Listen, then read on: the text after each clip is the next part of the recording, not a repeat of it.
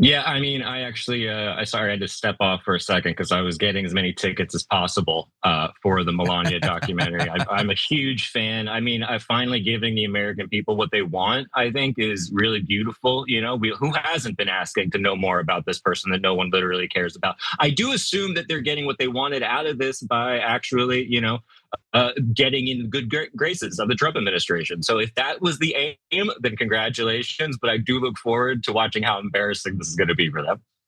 Yeah, I kind of have a feeling that this was not about Oscars necessarily. No. When they cut the check, they got everything they wanted out of it. Okay, with that said, let's lighten things up with some stupid online feuding. Let's jump now to one final story.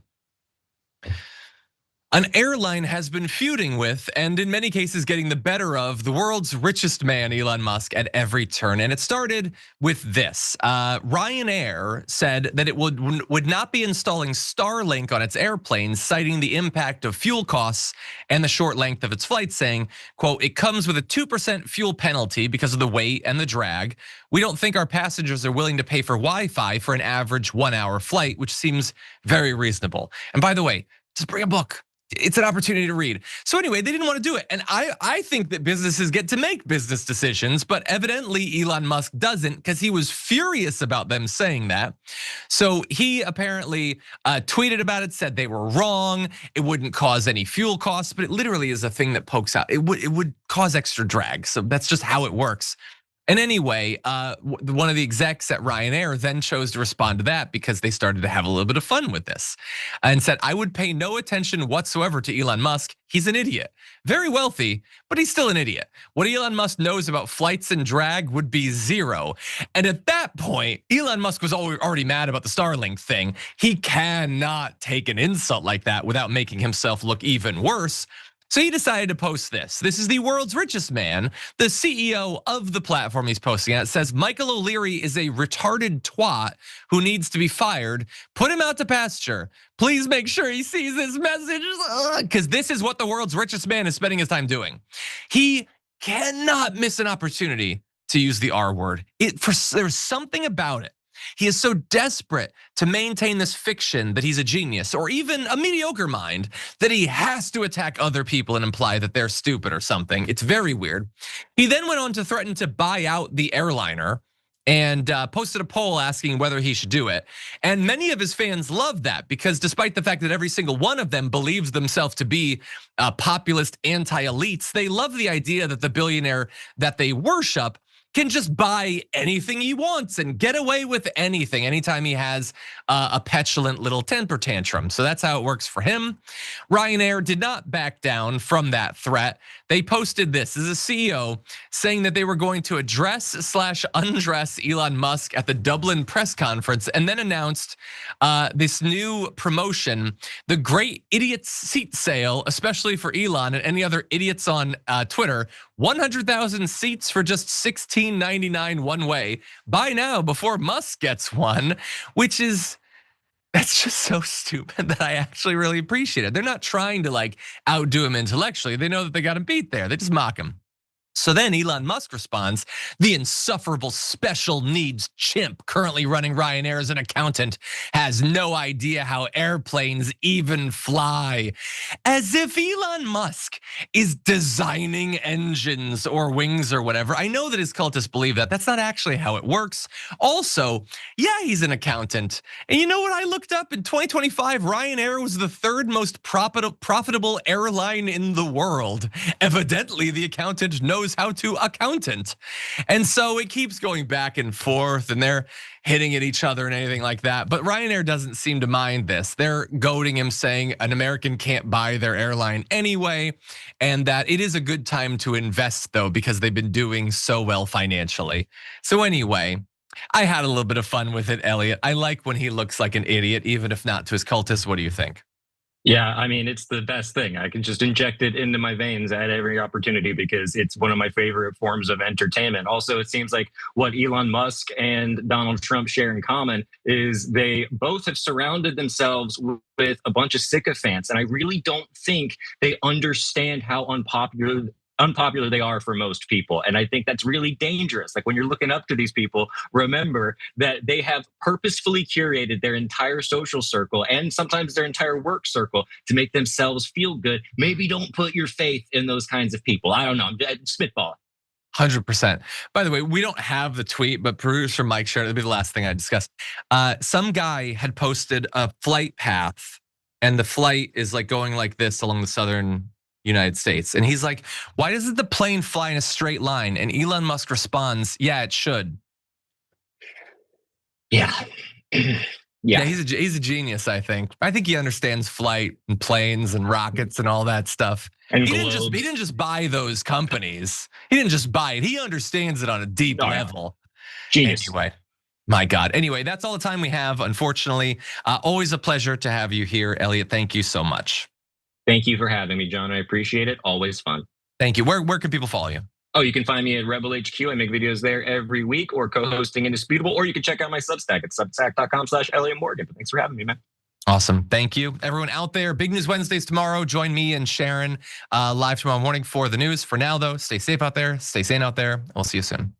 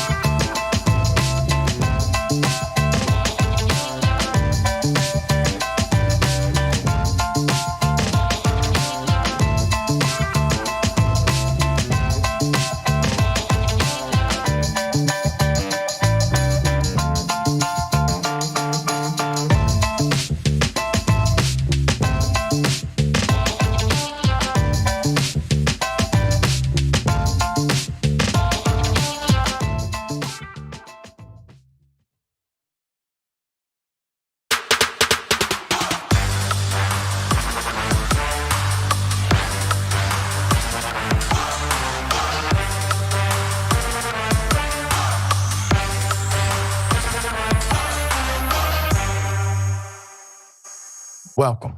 It's indisputable. I'm your host, Rashad Ritchie. Good to be with you. We have a lot on the agenda today, breaking down news of the day with me, none other than the incomparable Sharon Reed. Always fascinating to have her brilliance on the program.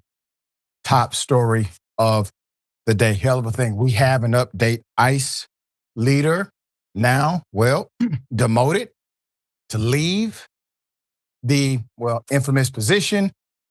Known, hot water, Trump blaming his own leaders for, his own policy.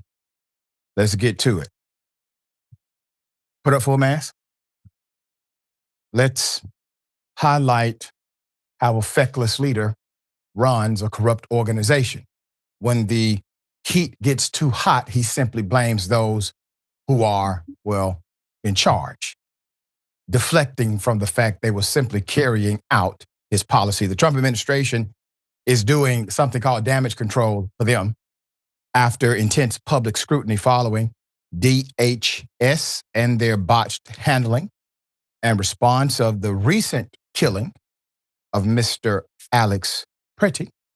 Trump is now worried about the optics of the shooting and how the shooting was handled.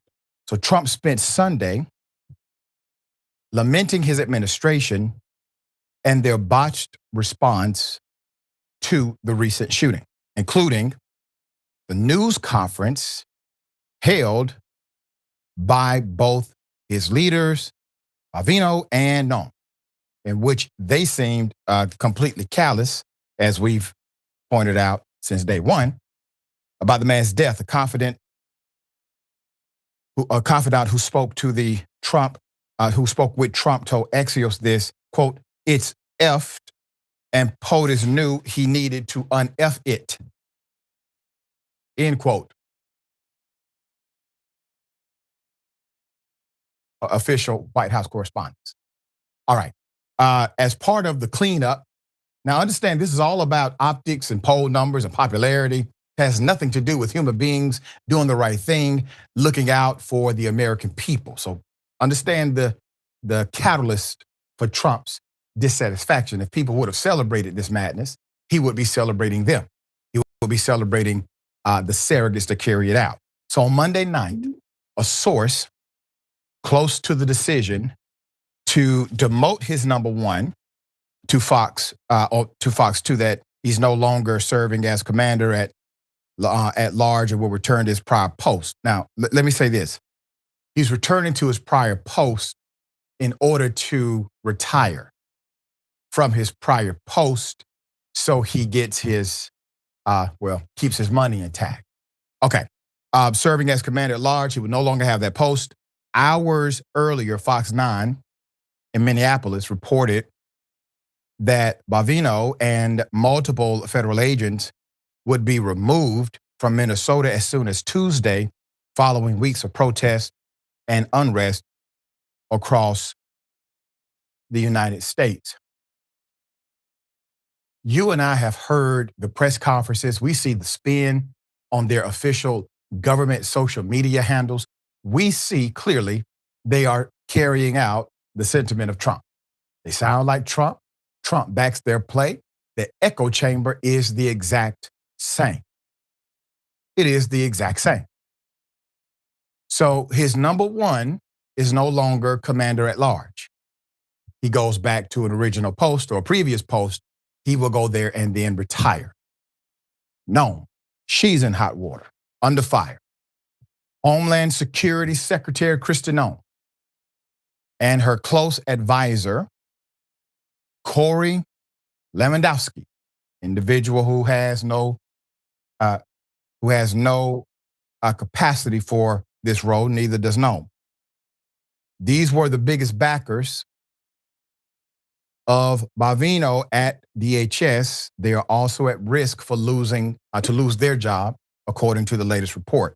So sources said Noem was at the White House on Monday and faced questions about the Department of Homeland Security's handling of the shooting and the response. Her focus is expected to shift from immigration enforcement operation in the interior of the country to securing the southern border and other priorities.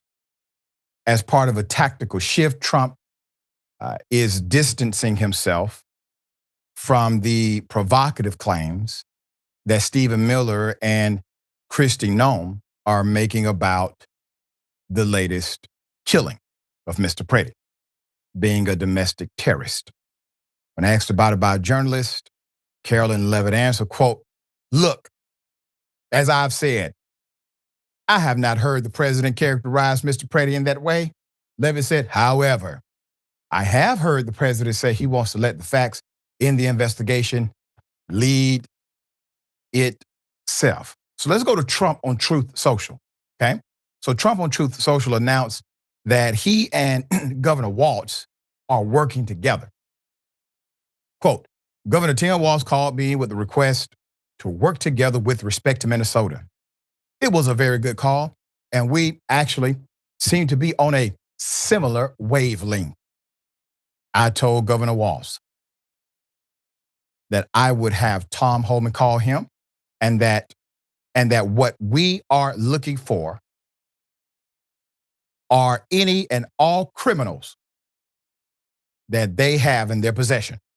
The governor very respectfully understood that, and I will be speaking to him in the near future.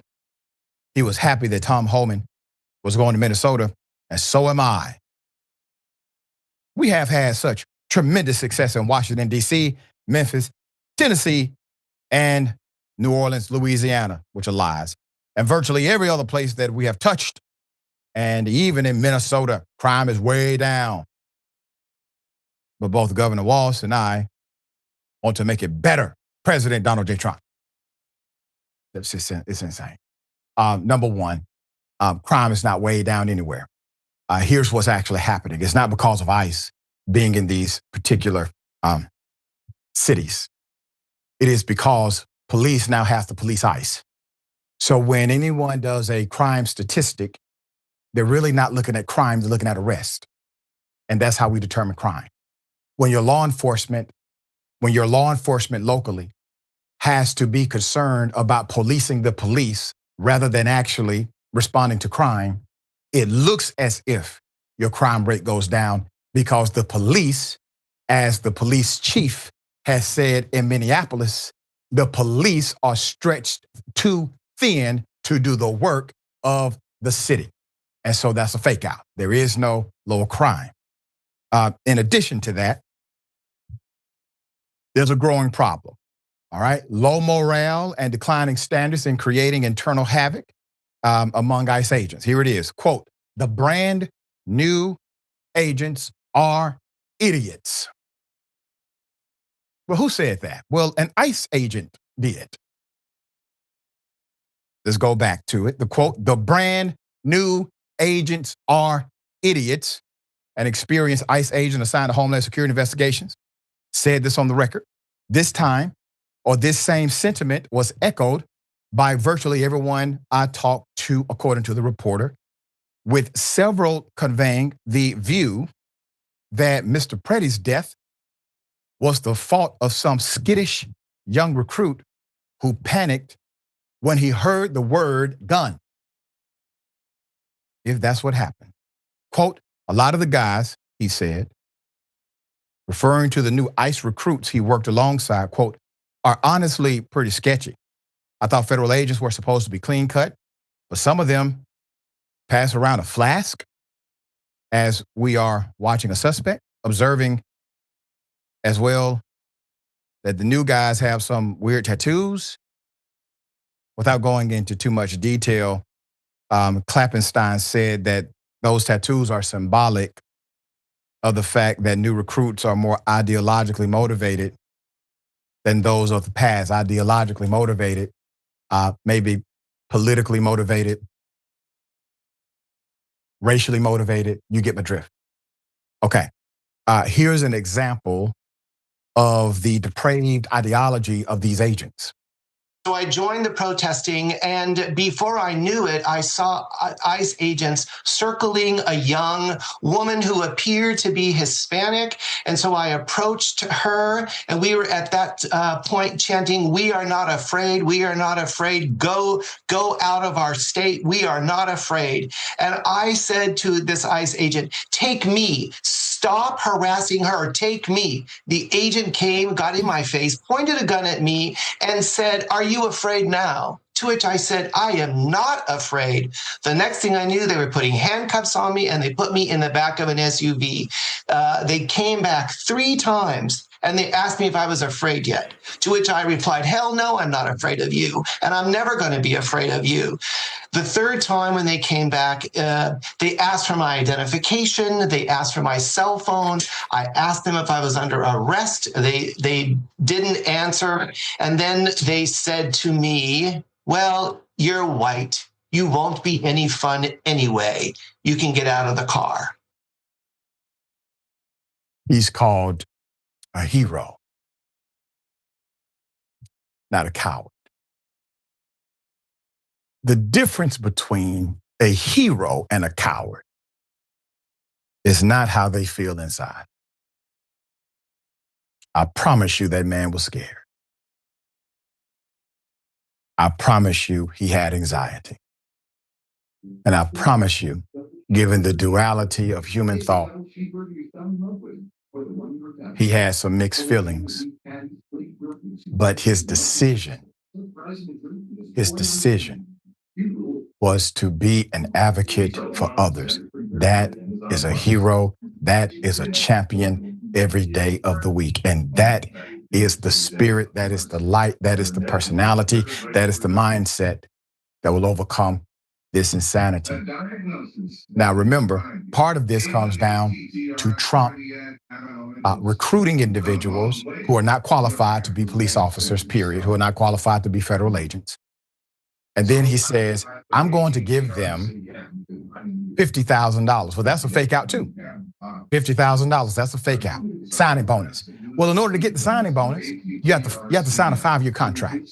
Okay? You don't get the signing bonus when you sign the 5-year contract. You get $10,000 of it, and you get $10,000 each year. However, if you leave ICE prior, or if there's a blemish on your record, you have to pay back the federal government every penny of that bonus. So year 1, if you want to leave, you owe the federal government $10,000. You stick around for year 2, you owe the federal government $20,000. You stick around for year 3 and leave, you owe the federal government $30,000 if you decide to leave. That is the scheme. All right, share your thoughts here. So they're stupid and misfits, is what you're saying. They're stupid and misfits who lack integrity. Even the mob has more integrity than these fools, okay? Sadly, their killing over the course of several weeks might be on par with mafioso type behavior. I'm so happy that Kristi Noem and Bovino and everyone else, Corey Lewandowski, are being thrown under the bus by this guy, no honor among thieves. Yeah. Couple of criminals together. And I don't really want to give criminals a bad name. This is what you signed up for. Who on earth would sign up for this? If I say, let's go to battle, Doc, and when the going gets tough, I'm going to abandon you. This is not like a payoff at the end. They're just abandoned. Well, Yeah. he, as Governor Walz, had to lick some boots, decided to say, oh, they do like me. They do respect me. So now I'm going to switch sides. It's comedy. Only people are dying. And Trump is a politician. So if anyone had any sentiment that they believe was redeeming about Trump, that Trump's going to stand with you, you got to remember, to those who are in leadership right now, to Noam and the crew, I want to remind you that the man who's throwing you under the bus right now is the same man who decided to pardon those who attempted to overthrow the government on day 1 when he was sworn in.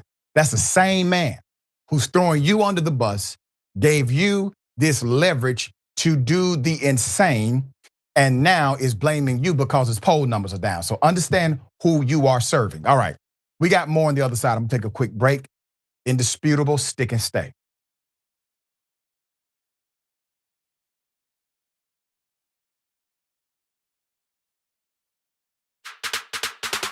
Indisputable exclusive. Exclusive, disputable, exclusive. We brought you this first. No other news agency has this video. No other news agency has this story. Every week on Indisputable, we do original, exclusive, investigative reporting you'll find nowhere else. Our reports have been viewed by millions. Hosted by Sean King, Ben Crump, Senator John Ossoff. You, through your investigative reporting, unearthed very troubling allegations about specific forms of abuse and discrimination in the federal prison system. We catching these cases on camera. Just imagine the things that we don't see. Our groundbreaking investigations and exclusive interviews bring you the real voices no one else wants you to hear. We tell the stories. Imagine a prison that is so racist, the corrections officers contact me. That is a life or death situation being created. A black woman who was driving for Uber was allegedly assaulted by a white male passenger. After we got involved, roughly 24 hours later,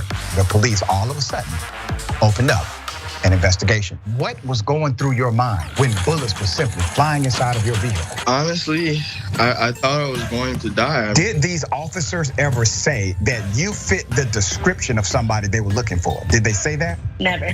Okay, that means they lied. And we want you to be part of our truth-telling movement. Send pictures and video of stories no one else is telling and a 1 or 2 paragraph summary of the story to Indisputable's exclusive tip line at indvideos@tyt.com. If you have more information about what's happening at this particular facility, please let me know. Together, we're challenging the system, and together, we're making a difference. I have the entire background to this story, and it is going to make your blood boil. Indisputable with Dr. Rashad Ritchie, unveiling the truth, empowering the people. Weekdays at 2:30 p.m. Eastern, 11:30 a.m. Pacific.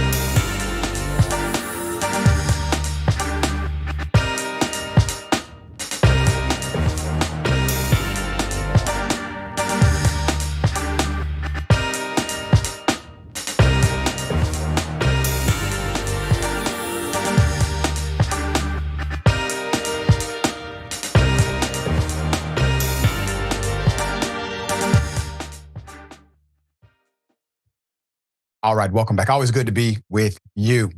Okay, the new owners of TikTok have decided to, well, block or dismiss the platform anti-Trump post. Hell of a thing. Here it is.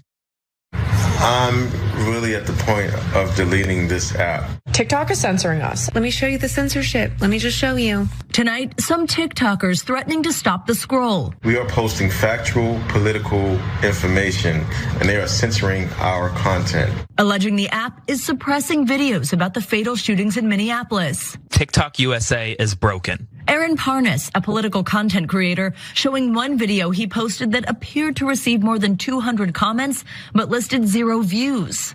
Couldn't post, couldn't see it. Democratic Senator Chris Murphy also among those calling out the app. Singer Billie Eilish too. I find it very interesting that this is the video that is going to get blocked. But the issues appeared to extend beyond videos about ICE. People flooding social media, complaining about everything from problems with the main For You page and commenting to complications editing and posting. The company blaming disruptions on a power outage. NBC News reached out to TikTok about specific allegations of censorship, and the company said all issues stemmed from the outage. But it all comes just days after the U.S. and China reached a deal passing control of TikTok's U.S. operations to a group of investors backed by President Trump.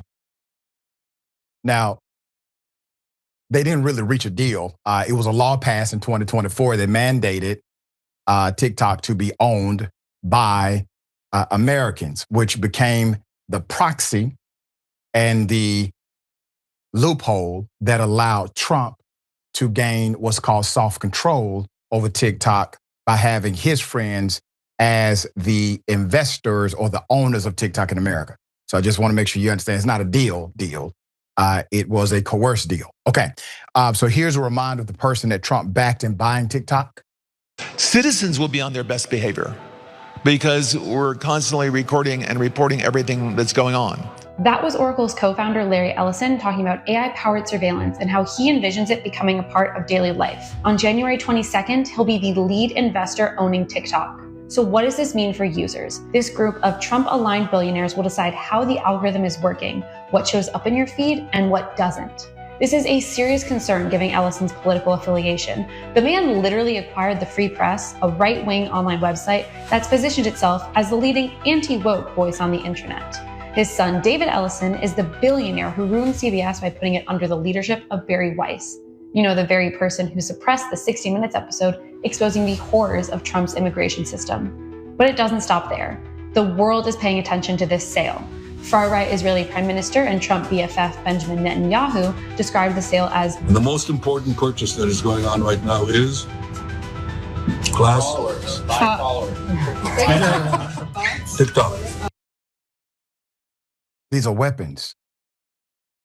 These are weapons. They are weaponizing platforms of information in order to create false narratives in the minds of those who engage. I encourage the content creators who are on TikTok, don't leave yet. Don't leave yet. Your voice is required. It is necessary, especially in places that don't want you there. You would be doing them a favor if you leave, because you have then no counterbalance on the platform. You become the element of truth that they cannot get rid of. You bring light in a place of significant darkness. Put it up full mass. Senator Chris Murphy, among others, are among the critics accusing TikTok of censoring videos that are critical of the Trump administration and their immigration policy, with some raising the question about whether TikTok's new U.S. owners, which includes Trump ally Larry Ellison's Oracle. This is a big question. So Murphy, in a post on X late Sunday, shared a post from a TikTok user who alleged his content critical of immigration and customs enforcement raids are being censored, adding, quote, "I know it's hard to track all the threats to democracy out there right now, but this is at the top of the list." The user, David Levitt, has 14,400 followers, but a screenshot he posted to X over the weekend shows one of his newest videos garnering just 276 views, while two other videos said ineligible for recommendation. Now, remember, TikTok has an official cover story for why this is happening, okay? They call it a technical glitch or power outage, but the response from individuals who have been, let's just say, limited, it seems more like an AI algorithm that has become aggressive in censoring content related to ICE, specifically the raids that are happening in the Trump administration. That is my opinion.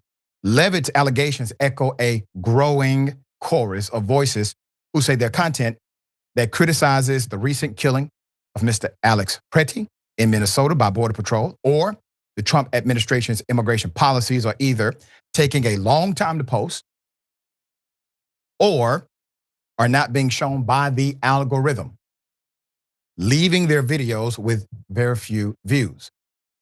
Democratic California State Senator Scott Weiner called TikTok, quote, state-controlled media, in a new post on X Monday, stating he posted a video to TikTok about state legislation that would allow people to sue ICE agents, but showing a screen grab of his TikTok account showing it sitting at 0 views, just giving people what the law says got him, well, basically deplatformed, or that post not allowed to be viewed by anybody. Now, let's talk about this.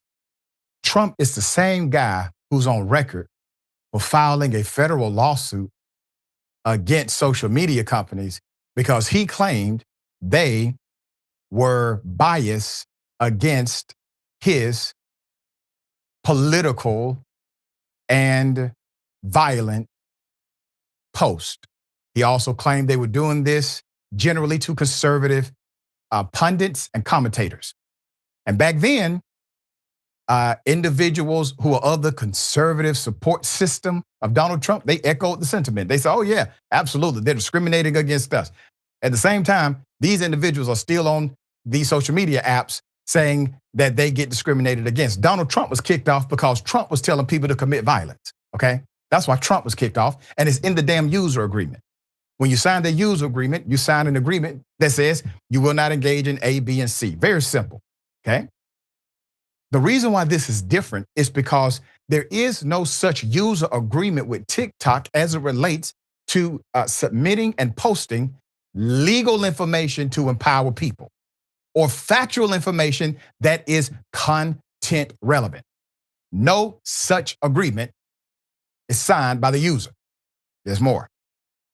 Eilish, in a post on her Instagram story, this was on Monday, early Monday, shared a TikTok video of her brother, O'Connell.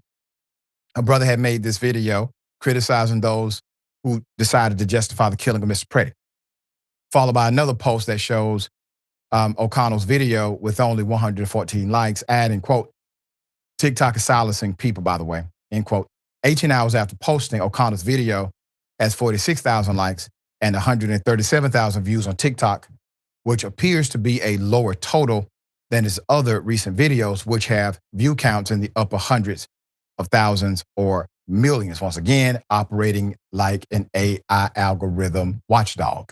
There's more on the TikTok sale itself. So TikTok said on Thursday, it finalized a deal to spin off the company's American operations into a separate entity, complying with a 2024 law that was set to ban the app in the United States if it did not separate from the Chinese company ByteDance.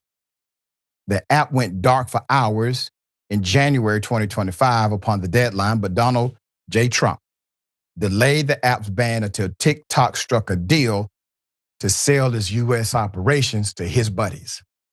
Among the app's new owners are Oracle, co-founded by Ellison, as well as an investment company, MGX, and California-based investment company, Silver Lake.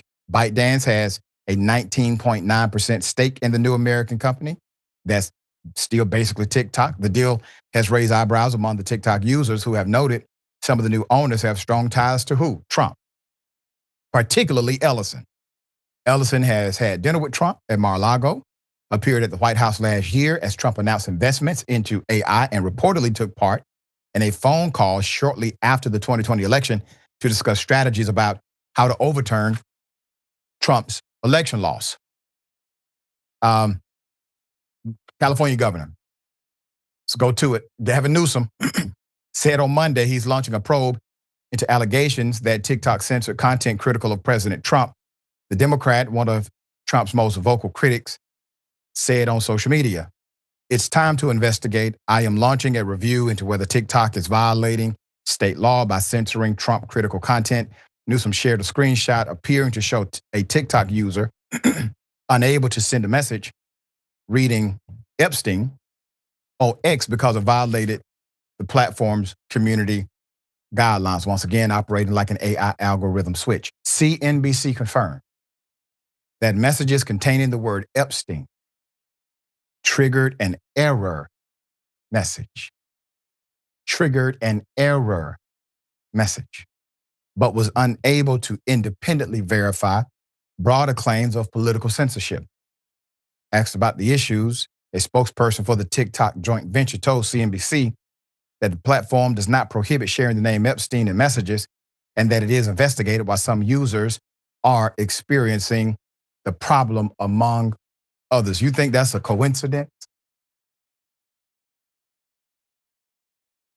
So naturally, there's no one at TikTok, no person who's looking at every post, okay? These are programmed algorithms. These are trigger words. These are words that have been programmed into the system to basically say, do something to stop this from receiving a lot of exposure or exposure at all. And Epstein seems to be one of those words. Now, why in the hell would somebody of any company that has a broad platform base want to stop somebody from putting the word Epstein somewhere? Unless, you know. All right. In response to a request for comment, TikTok referred Forbes to a statement on X that says TikTok has been, quote, working to restore our services following a power outage at a U.S. data center impacting TikTok and other apps we operate. And it is working with our data center partner to stabilize our service, noting the technical problems are making posts take longer to publish and be recommended. Well, I'll be damned. That's a hell of a power outage. It only discriminates against individuals who happen to say the word Trump, ICE, or Epstein. Sharing thoughts here.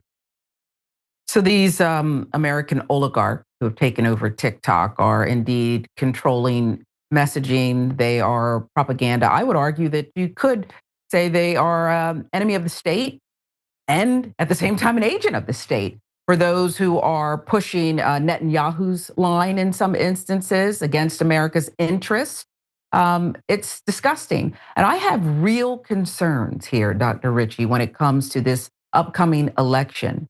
We're already teetering on something that does not look at all like democracy. But when you throw in what's going on with this mega platform, again, taken over by American oligarchs, this is very dangerous. Yeah, very much so. And that's why we have to keep a focus on all of this. I know it gets tiring.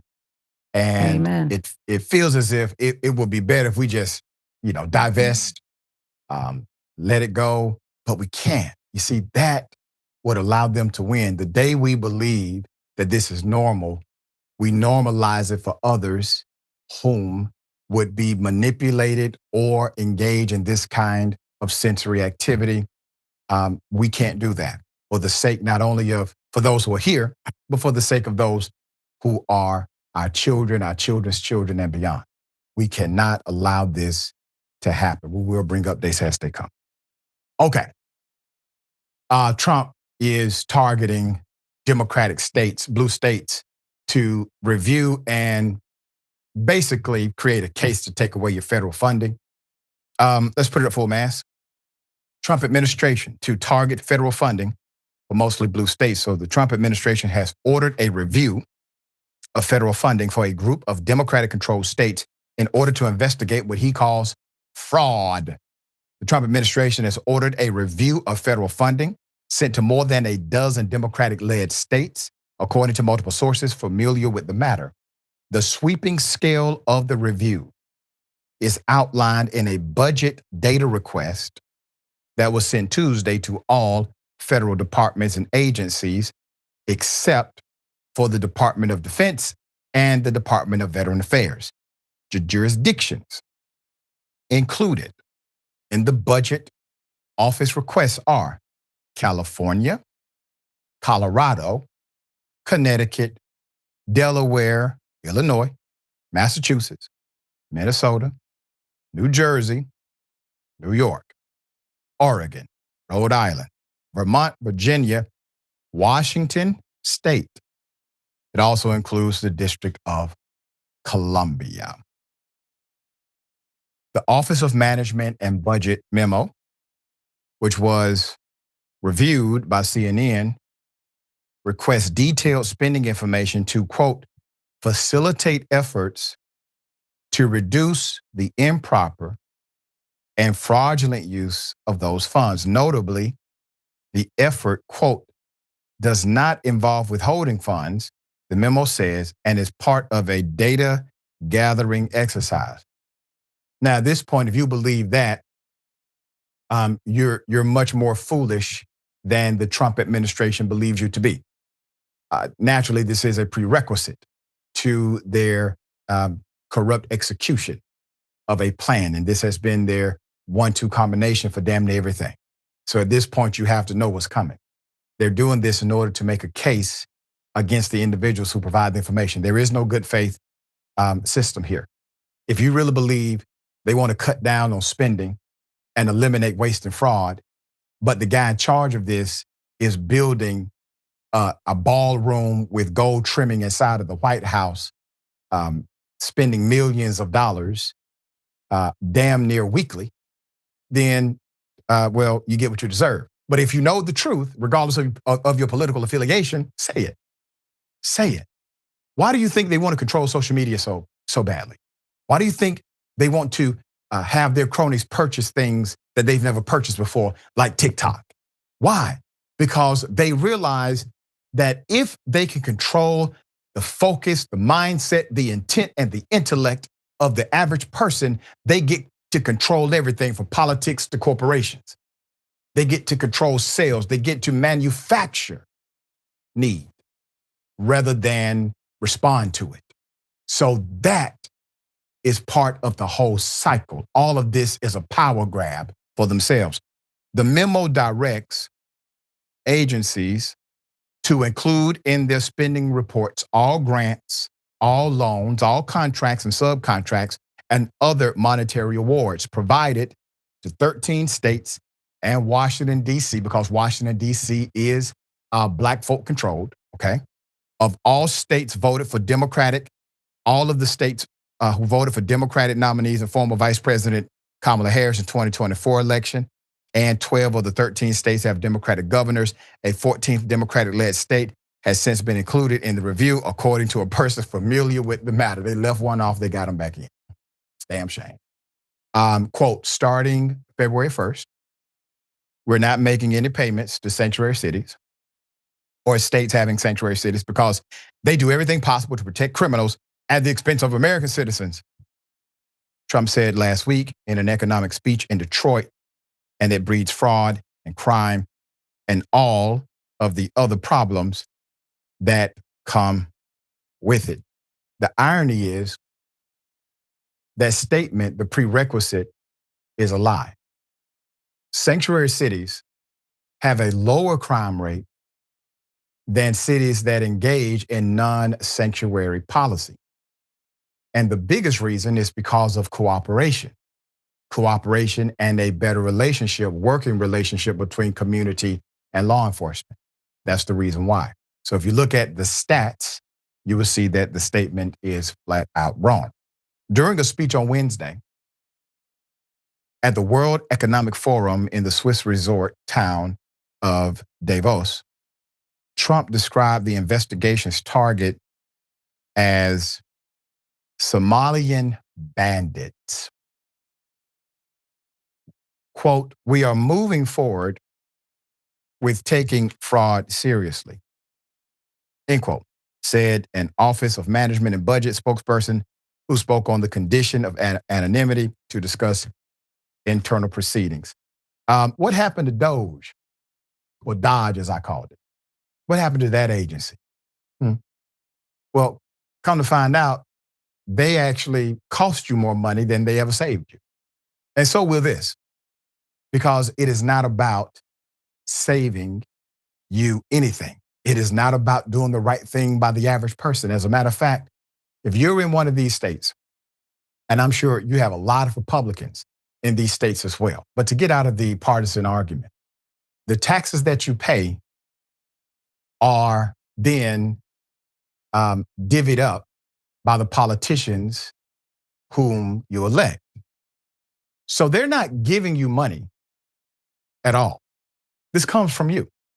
And now the Trump administration, who was elected as a Republican, this guy was the Republican nominee, is the Republican head of party. The party of less government intrusion, the party of lower taxes, is now the party who's saying to you, pay your taxes and you will likely get no service if you belong to one of these states. All right. Share your thoughts here. Yeah, see, the thing about what they're doing, which is, of course, devilish, and you laid it out just right, Doc, is that not only blue people live in blue states. There's a significant number of their friends, supporters, who are going to be significantly hurt by this, perhaps even more than people who are more liberal leaning.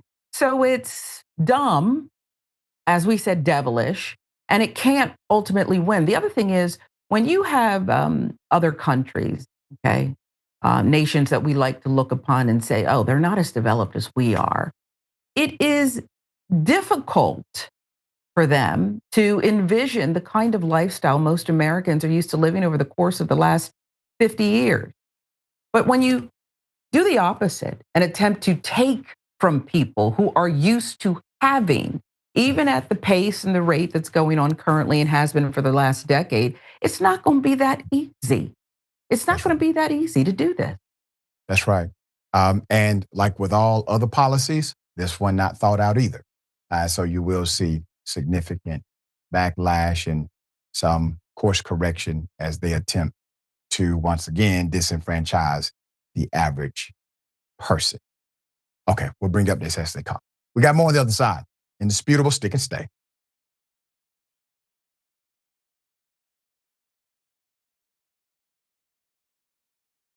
Damn it, they failed us. And if you're not angry about that, Michael, and any of you out there, then you're damn wrong, because you should be angry. Young Turks. But it was genuine. He was mad. Cenk Uygur, known online as one of the Young Turks, isn't afraid to throw some punches. 3, 2, 1, fade up. Cenk the Turk Uygur. What kind of TV station is this? The whole point is for me to yell and scream and tell you what I think. It was right out of like Wayne's World. This guy on this little rinky-dink website is speaking truth to power. We've been averaging 600,000 views a day, beating most of the cable shows in America. We're the largest online news show in the world. We're celebrating our 1 billionth view. Television, we're coming. More politics ahead with Cenk Uygur. He knew that the MSNBC opportunity was an experiment. If Phil and host beat CNN and headline news combined, at some point, they want to give me a show. Every single year, that comes out of our paycheck. We put it in, and you're saying we were suckers. When you, as a host, tells someone you're interviewing to shut up, that's going to raise a red flag. That guy needed a tall glass of shut-up juice. If President Obama's doing the wrong thing, I'm not going to tell you that he's doing the right thing so I can, quote, support him. He says to me, "You won't believe the meeting that I just had." The head of MSNBC talked to me. And they want him off the air. Cenk took an incredible risk. We're supposed to challenge the government. That's the role of the media. The Democrats and the Republicans are here to screw you. And who on the air is saying it? I wouldn't have done what he did. That if I'm going to be a talk show host, I should be the biggest talk show host in the country. I don't think anyone else does it better. I don't think anyone's even close. Before you know it, I'll be back on your TV doing a national show. I guarantee it.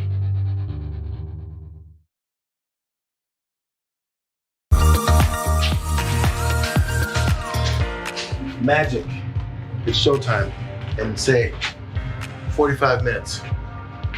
I'm hosting today. Now, I know what you're thinking, JR, your face is already perfect, but you know what? I still need to apply some makeup. I went through this process, right, a few years ago, when I realized that I was gonna have to wear makeup on the show. I had to go through like finding out what my undertones were. You guys know what those are? I got my MAC Cosmetics. It says SPF 15 foundation, broad spectrum. But apparently what I have is red undertones, and I think pores are not supposed to be seen. I need all these things to be confirmed for me. These sponge things don't work for me. You gotta use your hands. At least I did. That's how the magic really happens. So we're gonna go through a tutorial how to make the magic happen from beautiful to beautifuler. Let's go. I've already been moisturized. That's the first thing. But moisturization already happened. We go raw, all hands. Pick up a couple streaks. This is the guy way of putting on makeup. We got dots.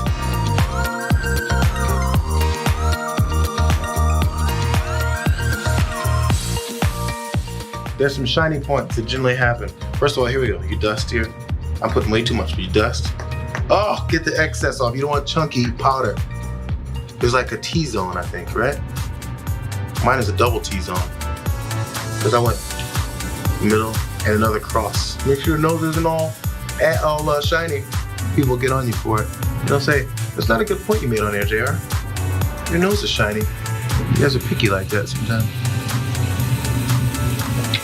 I think that's about it, fellas and ladies. See you guys next time. Bitsies.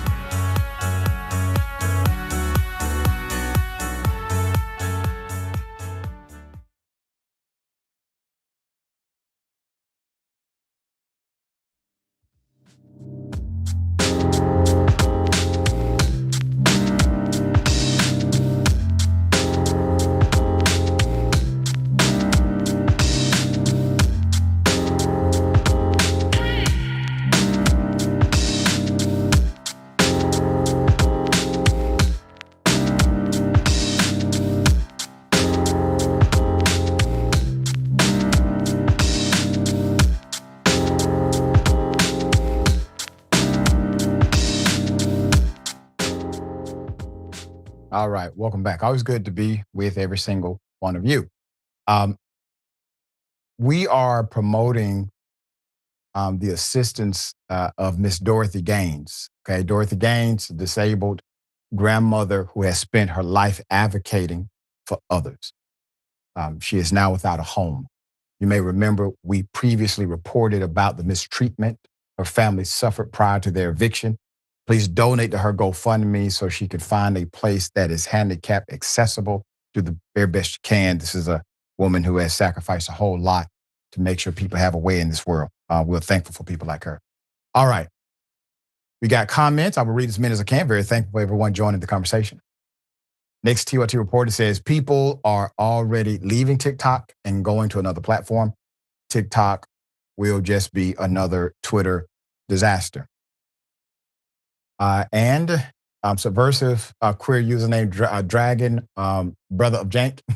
Surely, this is hilarious. Surely, at all 12 are donor states sending more tax dollars than they receive back. And now they want to withhold the reduced value we get for our tax dollars. Boom. There you go. Yeah. That's the math. That is the simple math. Correct. Damn shame. And we have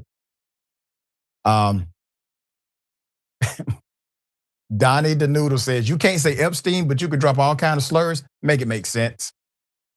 Yeah, there you go.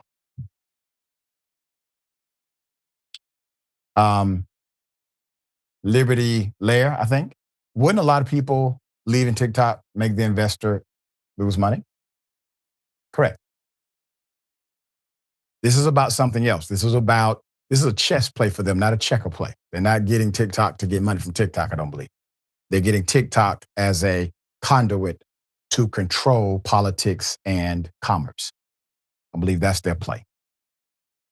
And love 18 white girl, Trump lies, can't even lie right. Never have been able to. Okay, got something for you. Ladies and gentlemen, I wish a Karen would. You want to call the police on them for having a barbecue on a Sunday. I feel great! Back off! I'm going to tell them there's an African-American man threatening my life. I know I'm supposed to feel sorry for Alex Preddy, but I don't. I don't. Do you know why I wasn't shot by Border Patrol this weekend? Because I kept my ass inside and out of their operations. It's very simple. If I felt strongly enough about something the government was doing that I would go out and protest, I would do it peacefully on the sidewalk without interfering via a whistle, via shouting, via my body, via any other way. I would make my objections known by standing there without interfering, because interfering is where you go south. And laying hands on a police officer trying to, or Border Patrol officer or ICE officer trying to conduct a law enforcement operation is a felony.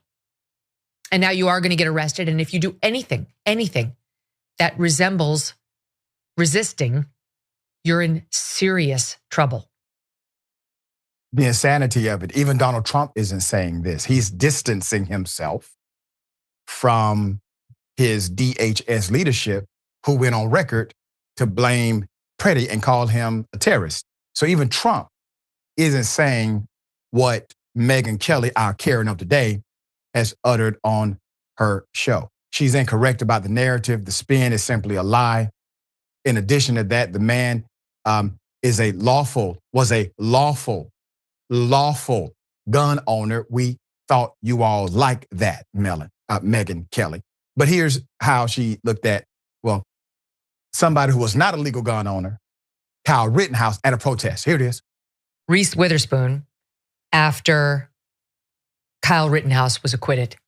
Guarantee you this woman did not watch 1 minute of that trial. No one should be able to purchase a semi-automatic weapon, cross state lines, and kill 2 people, wound another, and go free. In what world is this safe for any of us? Reese Witherspoon, with undoubtedly her security guards in her mansions and her gates, yet another elite, rich woman who has no clue why someone might actually buy a semi-automatic weapon and feel the need to protect others. I mean, damn, Megyn. Do I even need to provide commentary for this? It's quite obvious. You're a hypocrite. You're bought. You're sold, you're purchased. You're a sellout to every community, in particular, and particularly the white community. Spear on your lies. I'm surprised anyone who listens to you, anyone would trust anything you have to say after making such a ridiculous advocacy for the killing of a VA nurse who never touched a weapon, never harmed another individual, went there with the intent to only serve and save, but you defend someone who crossed state lines, semi-automatic weapon, the purchase of it was unlawful according to the courts, and you defend that human being after he shoots others. It's insane. How do you reconcile any of this? Put it up for a mask. Once again, just a reminder, even Trump himself has decided to distance his comments from the comments that have been echoed by Megyn Kelly and others. Megyn Kelly, whom we last checked, was downplaying how much of a pedophile Jeffrey Epstein actually was by pointing to the age of 15 isn't the same as 8 or some silliness she said back then. Is now back in the headlines for disparaging ICU nurse Alex Pretty, who was fatally shot by ICE agents over the weekend. This is obviously where we have come into our political conversation, where Megyn Kelly, who once again was on Fox News many years ago and told everybody that both Jesus and Santa Claus are white men. Thought that was very important for her commentary. And then she gets this great job on network television where she does something even more racist. It's still in the headlines. All right, Sharon, thoughts here. I think that you could be a master yoga instructor and not be able to twist yourself out of this one. Right. I mean, it is getting increasingly hard to wax on, wax off with this kind of ish. It really is. And what I don't understand, she's absolutely appropriately placed in the Karen segment today on Indisputable Doc. But what I can't understand is why Megyn Goldilocks Kelly, who sits upon her privileged perch, is not understanding that now they're killing white women and white men. Right. Near point blank range. Killing white people now, Megyn. I would think that would resonate with her since we know where her priorities are. But still, she sits in her warm studio, as she calls out Reese Witherspoon, who's frankly more of a real one from New Orleans than she'll ever be. That's right. And spews nonsense. It doesn't make any sense. Yeah. And to me, that's the part that makes her the sellout. At one point, she was an advocate for white men and white women. She said it, and now she is literally okay with them being shot and killed unarmed in the streets by Border Patrol. Doc, it's the new normal. It's the new normal for her. Yeah. All right. We'll bring you updates if there's an update to bring. We do have a Karen update. That's an interesting one. Do you remember the male Karen, who allegedly was, let's just say, touching himself inappropriately, according to the allegation?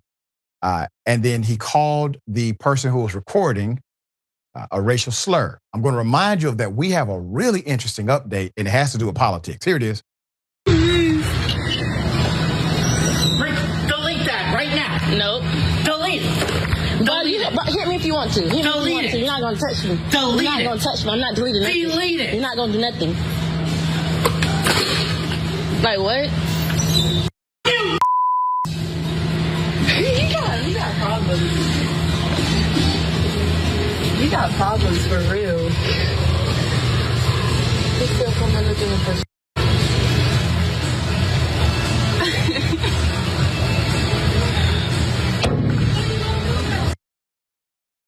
Yeah, put it a full mask. We had to bleep out the N-word, but he called her a racial slur.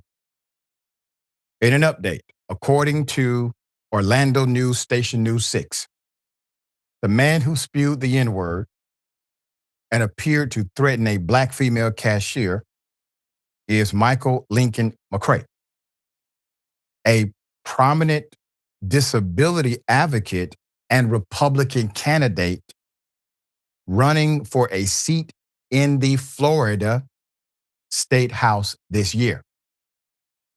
After the video exploded on social media, Lincoln reportedly resigned from his post in Orange County's Disability Advisory Board 3 days later.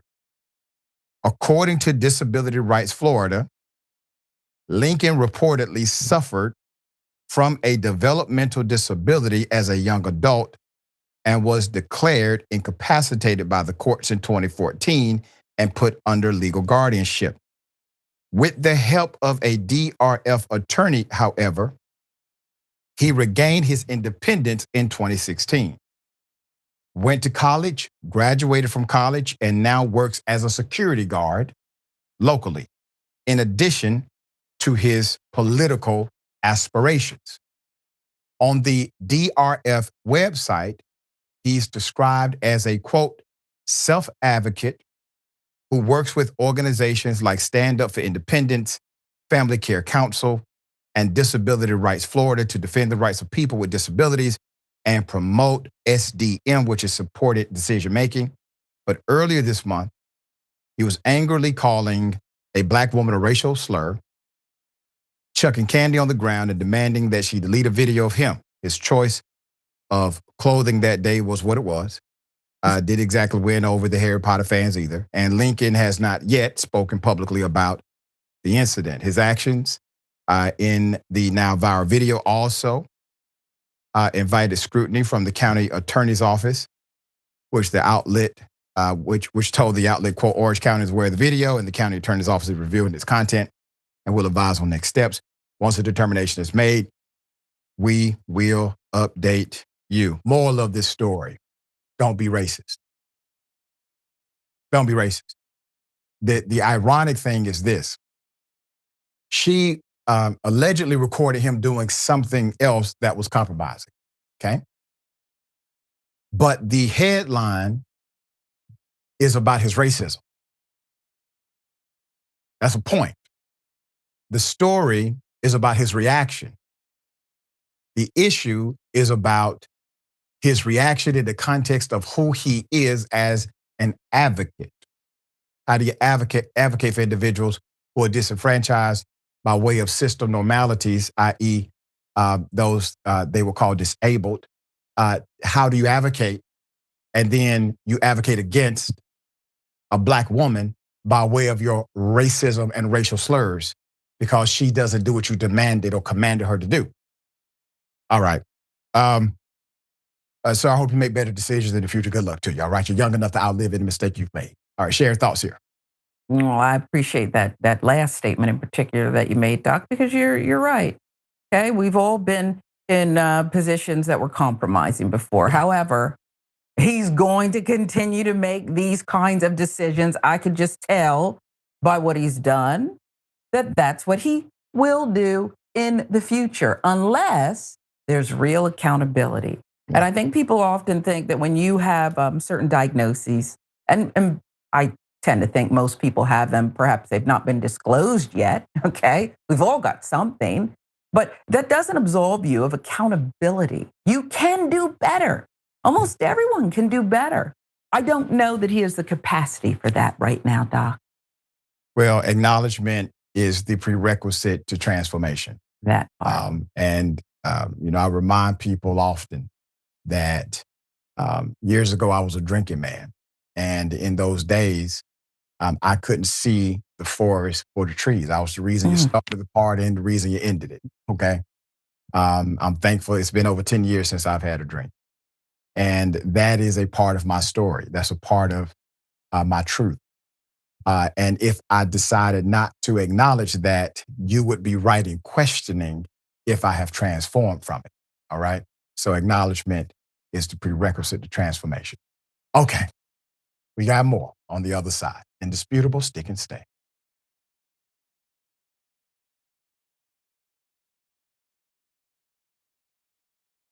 Indisputable is still the fastest growing news show in America compared to CNN, Fox News, and 30 other networks. We tell the truth on Indisputable because the truth is indisputable.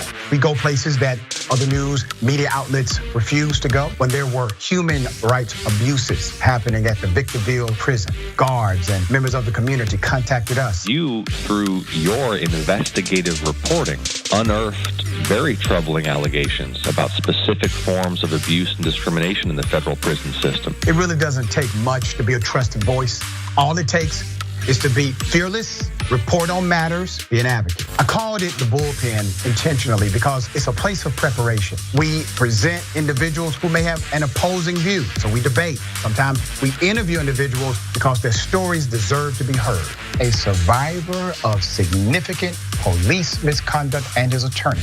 We covered this story earlier, and to remind you of the horror of one man being shot at damn near 100 times by the police. We take time on this show to showcase the temper tantrums of Karens in the wild. We do this not because we want to see people's emotional outbursts in public, but because these incidents are emblematic of a bigger societal issue taking place across the nation, and it has to be checked. My friend, my big homie, attorney at law, Benjamin Crump. I just want to thank you, man. Educated, articulate brothers like yourself speak truth to power.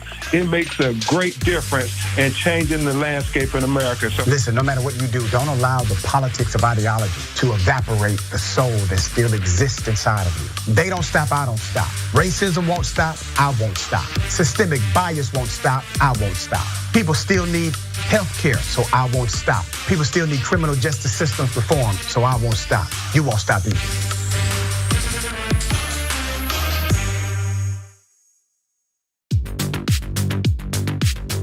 I'm wearing one of our pieces of merchandise. So the funny thing about the Dragon Squad, and that's what our viewers call themselves. That's the name of the group, but every individual chooses their own name. You might have Cincinnati Dragon. You might have Harry Potter Dragon. We have a Grandma Sunshine Dragon is one of those that I remember. These are people that like to have an element of themselves, their lives, what's significant to them reflected as a part of the community.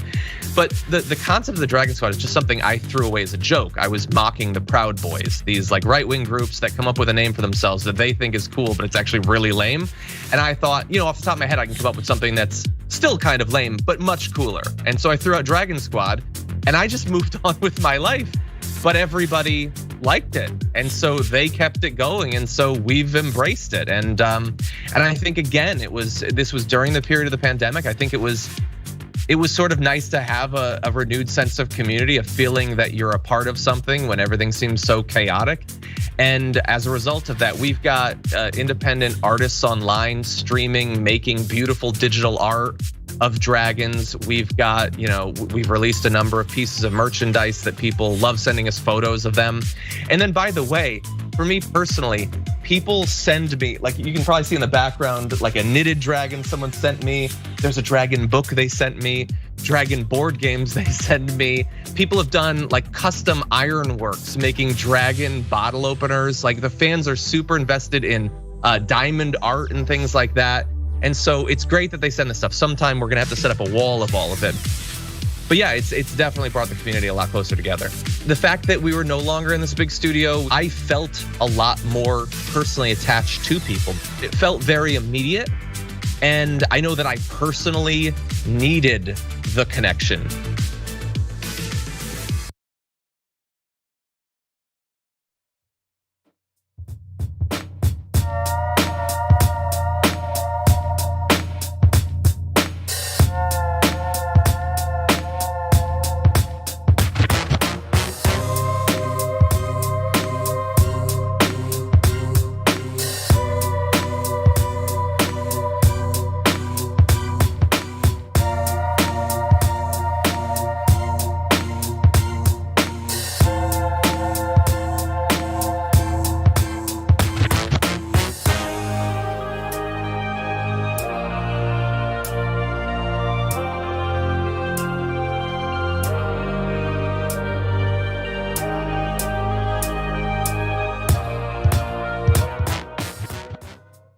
All right, welcome back. Always good to be with you. We have a lot of comments. We'll read as many as I can.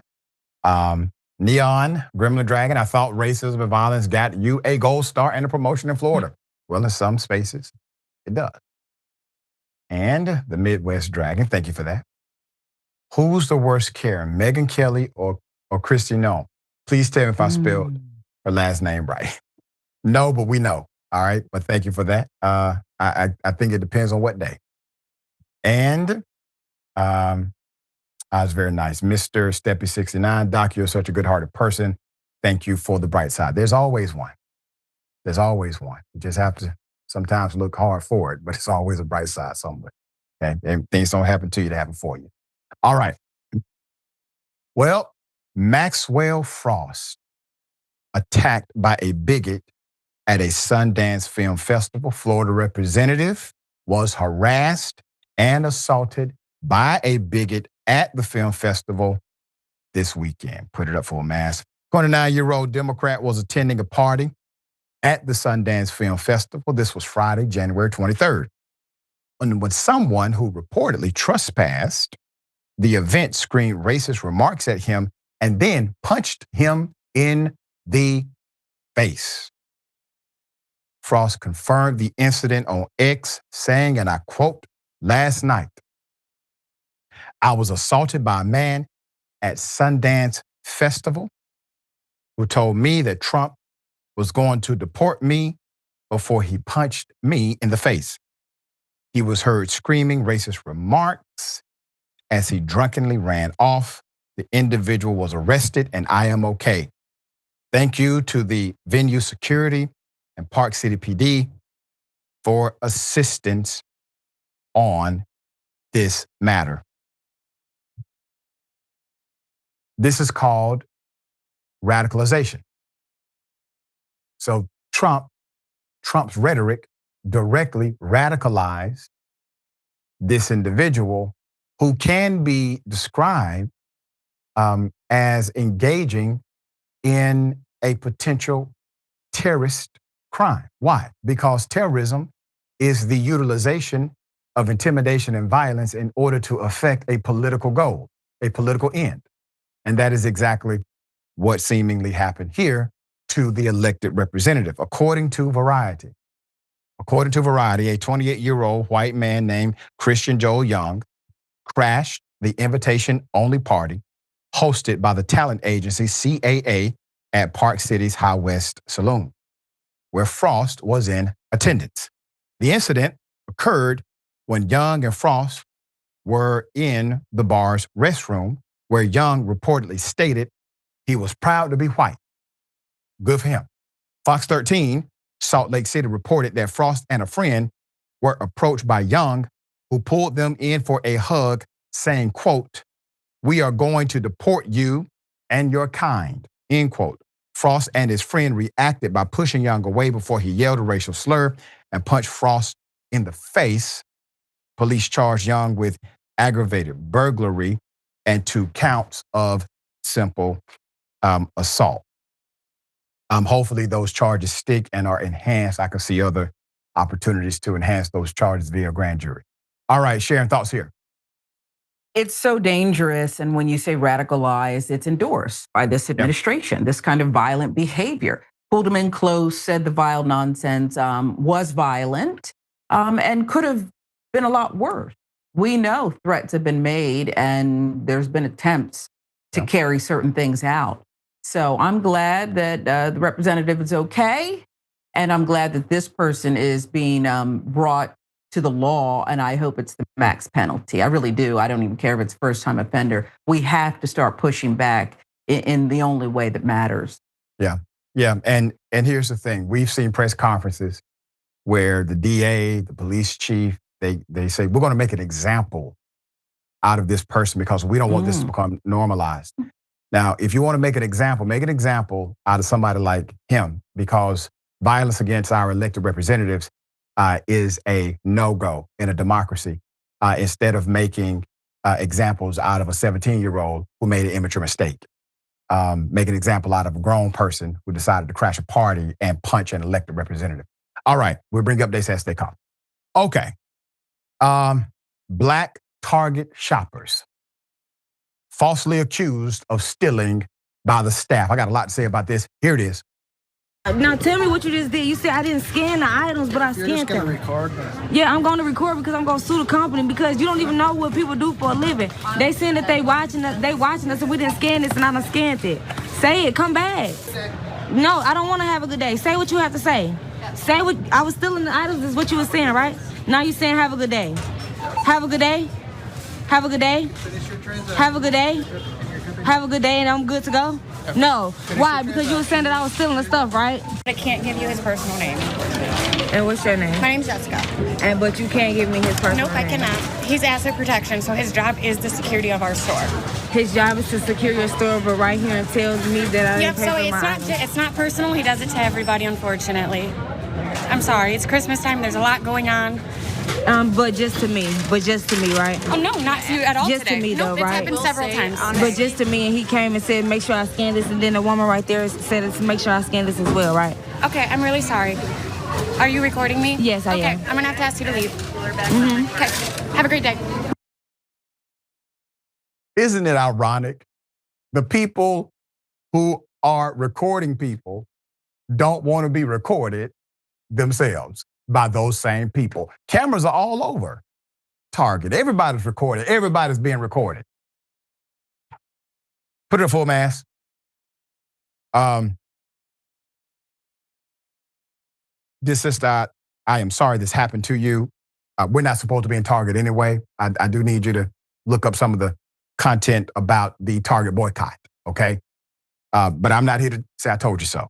According to Atlanta Black Star, a recent viral video shows how a shopping spree went sideways for two Black women who believed they were being racially profiled by a Target security guard.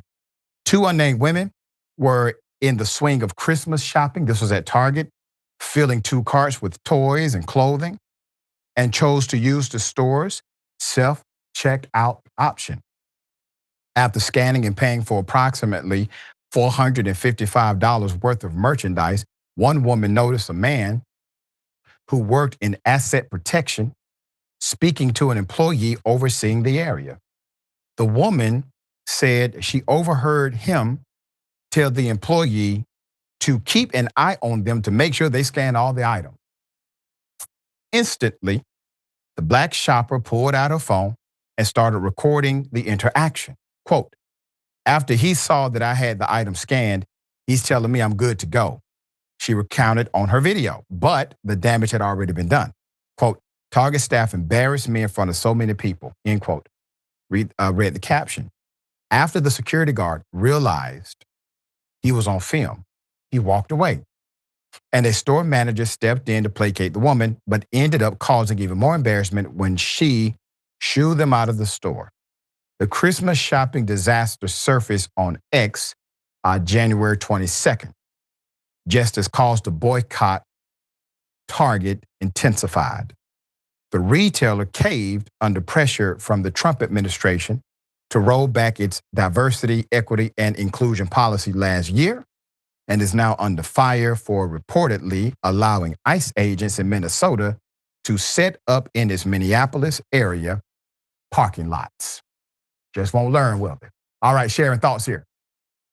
Yeah, I appreciate the fact that you let people learn it. I want to applaud this young lady who was recording this for being proactive. Yeah. I will say that Pastor Jamal Bryant and other leaders have warned us about going into Target. They don't respect us. They don't respect the incredible volume of business Black people have brought to Target, removing our products and the like. So yeah, no need to go back, but I'm happy that we have yet another reminder here. Yeah, a big one. And then the policy of helping ICE commit a proxy war against everyday people. It's insane. We got more on the other side. Indisputable, stick and stay.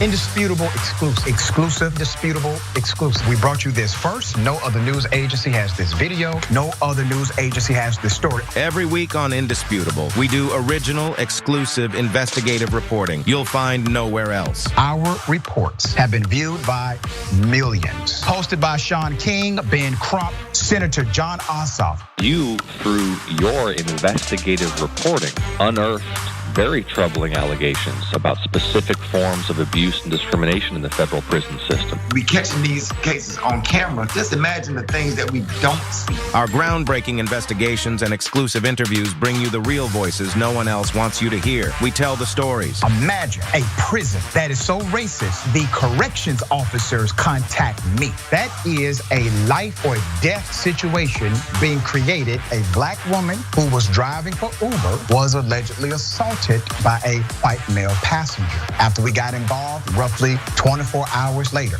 the police all of a sudden opened up an investigation. What was going through your mind when bullets were simply flying inside of your vehicle? Honestly, I thought I was going to die. Did these officers ever say that you fit the description of somebody they were looking for? Did they say that? Never.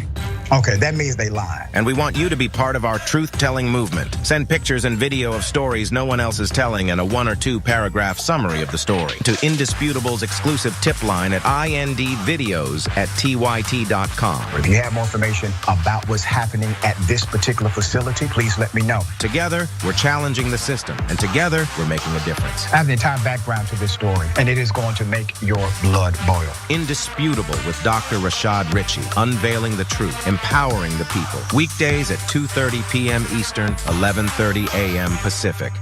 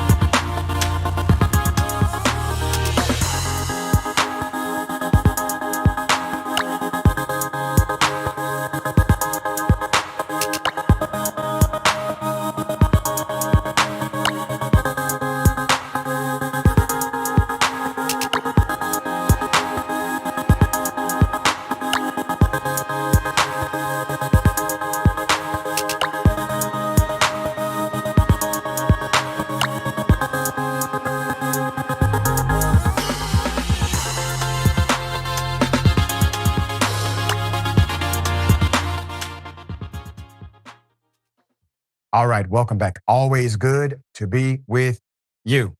Hell of a thing. Kanye apologizes to Black people over his hateful antics. We have the apology. I'm going to break it down, let you decide. So Kanye, entering into his redemption arc, has issued a formal apology for his past remarks via a full-page Wall Street Journal newspaper advertisement. But the internet is not convinced. If you want to apologize to Black people, this is for anybody who needs to do this in the future. Putting the apology in the Wall Street Journal is not advised. Just for starters, okay? All right, let's get into the meat of it. Let's break it down. Quote, 25 years ago, I was in a car accident that broke my jaw and caused injury to the right frontal lobe of my brain. At the time, the focus was on the visible damage, the fracture, the swelling, and the immediate physical trauma. The deeper injury, the one inside my skull, went unnoticed. Comprehensive scans were not done. Neurological exams were limited, and the possibility of frontal lobe injury was never raised. It wasn't properly diagnosed until 2023. That medical oversight caused serious damage to my mental health and led to my bipolar type 1 diagnosis.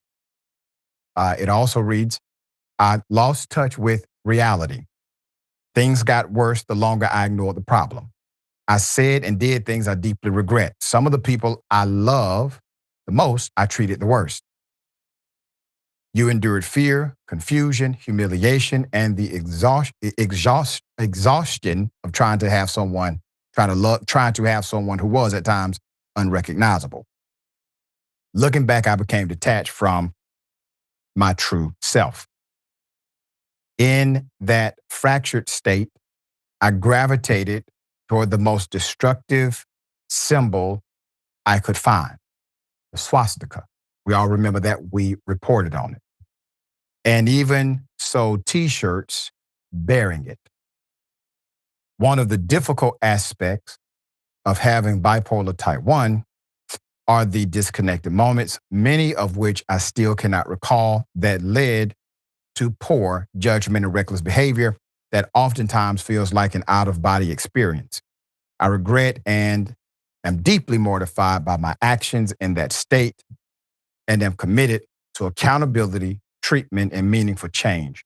It does not excuse what I did, though. I am not a Nazi or an anti-Semite.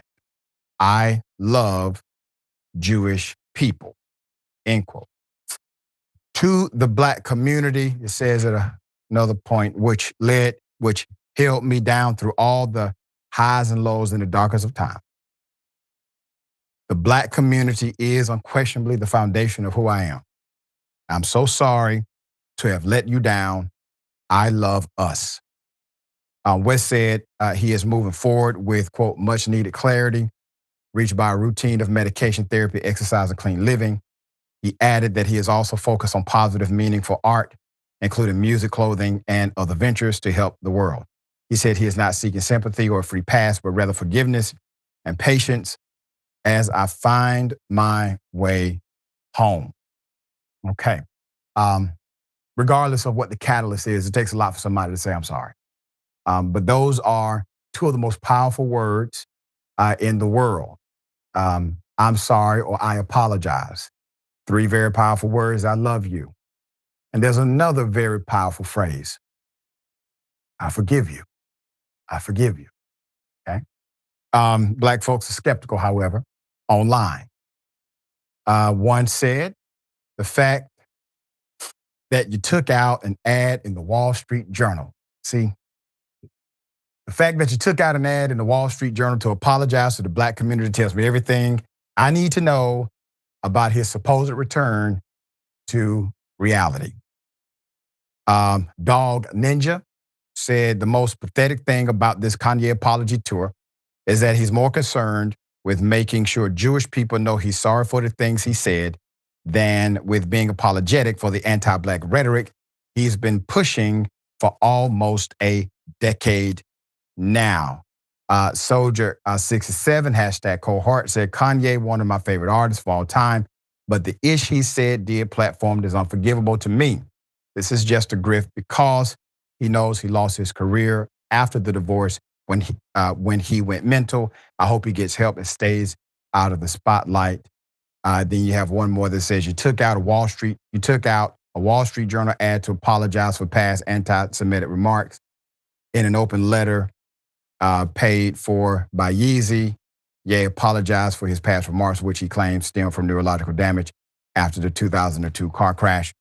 I could wax poetic about other ways that he could have put this apology out to the Black community. Black publications could have syndicated this article that entities like the Wall Street Journal would have picked up because they would have followed the story rather than him taking out an ad in the journal. But the meat of this is about his own journey and reconciliation. That comes by way of observation than by way of a note. So regardless of what we may feel about the ad or the process in which it came to us, the true mark, the true summary of someone is never a combination of their falls, but the resilience of how they get up. And that comes with, once again, observation, time. Sharing thoughts here. I couldn't agree with you more. I think apologies are needed, necessary, and okay. And I don't really have a problem with what he said, the body of it. He could have added in more about us, I think, in more detail. But his ex-wife pretty much said the same thing when he was going through one of his worst episodes several years ago, and he was tormenting her by talking about terminated pregnancies and the like. But I do take note about where he placed this apology and what he may be seeking. Observation, you're right, Doc, is the only way to go. So we'll see if he's changed here and if there'll be a new Kanye. And he doesn't have to be perfect, but time will tell. Yeah. I'm reminded of the Kanye who was bold enough to say on live national television that George W. Bush doesn't like Black folk. And the person who brought us some thought remedy in a different perspective inside of hip hop, from elevating spoken word inside of actual hip hop, was something very new. He had folks saying Jesus walks inside of nightclubs. Innovative, creative, pushing the narrative of diversity within the culture was all positive. So we shall see. All right, Sharon, thoughts. Sharon, not thoughts. Sharon, tell people how they can check you out. All of your great commentary. Boy, you made me want to believe. But again, like you said, observations here, because he also said that we wanted to be slaves. It was a willing choice. I just appreciate you so much, Doc. Thank you for all you do every day. Thank you for encouraging all of us. You don't have to be perfect. Right. I'm reminded, but we do need to get up each day and keep trying. So thank you for being here. Right. That's right. That's right. Well said. All right. Until next time, remember, everyone, take care of yourself. Take care of each other. Take care of the planet. Remember, the truth is always indisputable.